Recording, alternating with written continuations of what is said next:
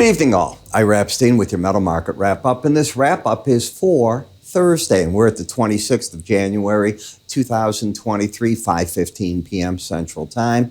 As you can see, gold down a bit today, but holding here in the 1946 area. Most of the other metals opening steady. We're seeing the currency markets jumping a little bit against the dollar. The word is a little bit, not dramatic. We got a nice rally in the stock market, but did we get ahead of itself? I've got to tell you, I looked at the GDP number, and it's impressive. The economy is strong. We know that. And we know it because the labor market is so strong, and we got more readings about that today via the unemployment claims, which again fell. Surprised the heck out of the market, going the wrong way. Do you think that's being lost on the Fed? I don't. The Fed has to be happy with some of the PCE, the core numbers that are coming out. We're going to get more PCE readings tomorrow, by the way, but we had some core inflation readings coming out today in GDP. They're slipping.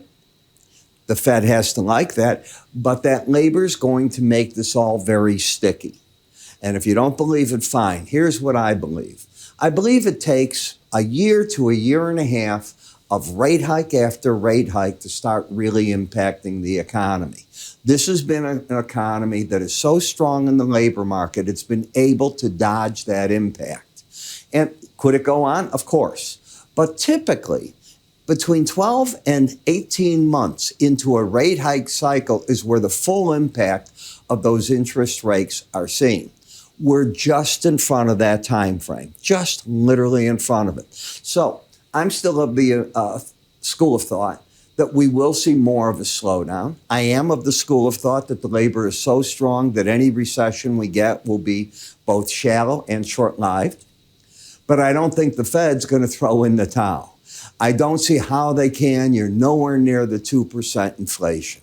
It's just the way that it is. They're not at that goal. Could they go into a pause? Yes. Are they going to pivot down? I don't see it. Not anytime soon. When I look at gold on a weekly basis, as I told you, you're in a resistance area up here. So you're fighting on the weekly chart. You're at the 1930 level. You've been a little bit higher than that, up to the 1949 level. You gave up $20. But this is a hard level to just punch right on through. When you take a look at what gold's doing, it's starting to develop some sideways action. It's had a nice run. If it gets under 1929.20, it tells you that it's begun that process, the whipsawing back and forth. Market's still over the 18-day average. You made the highest high of the move today. So you can't argue that you haven't had that move, and you can't argue that we're unable to get quite up at this point to the upper band. Lewis, can you take that box off? So that's one of the things that is going on in the marketplace. I happen to be lucky today. I have my IT person working with me. In the April gold, as we take a look, are we going to lose the embedded reading? You're flirting with it. And if you lose it, it will be time to come out of it, move to the sideline, wait for the next opportunity. But flirting with it isn't losing it. It's got to close under 79. It's not even done that. It's still in the 81 area, so it's still a strong market, so to speak. When we look at the gold-silver ratio, it could be a point where we made a peak, and now the market wants to come back and challenge the 18-day average of closes at 80.28 ounces. That would be what you need to get an ounce of, with 80.2 ounces of silver, 1 ounce of gold. As we look at silver, I predicted you were going to whip around in this. Do you think my prediction has been wrong? I'll put my hand up there. You think that's wrong? I don't think so. But out of this, which way does it come? I'm still bullish. So I think ultimately silver breaks out to the upside. I think copper, as long as it keeps its embedded reading, still has higher price targets in store.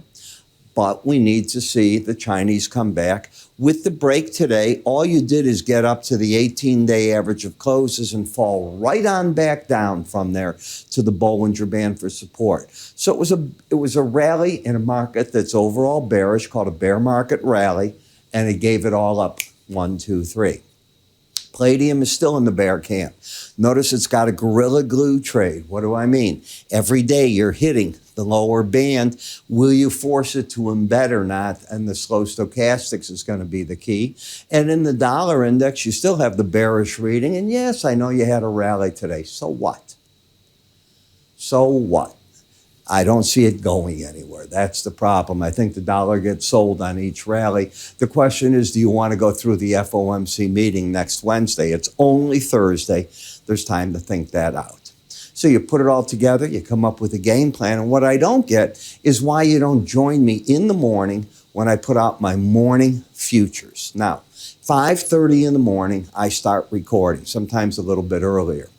And I try to cover then 40 some odd charts and build trades for you right in front of you with the data, with the charts. Here's why the trade is I see it. I walk you through it. Why am I seeing this trade? Here's where I'd be right. Here's where I'd be wrong. Here's the things for the trade. Here's the things against the trade. We take it together, and we'll even throw in weekly charts to see if it makes sense to keep going with it. Are all trades going to lose? No. Are all trades going to win? No. But the name of the game is monetary control, which I think I do my best to have. In other words, disciplines, profit objectives that make sense. I like to enter trades where both the weekly and the daily charts are in sync with each other, not fighting each other, and you have that. And I love when you get the embedded reading. So how do you play it all? It's simple. All you need to do, if you're not a member, just go up here, give a click, join. Can I make it any easier? You can also come over with us, IraEpstein.com, go under the word research, take a look at the package, join. Very simple. Or you can call my staff, they'll help you. I'm Ira Epstein. You have a great day. See you tomorrow.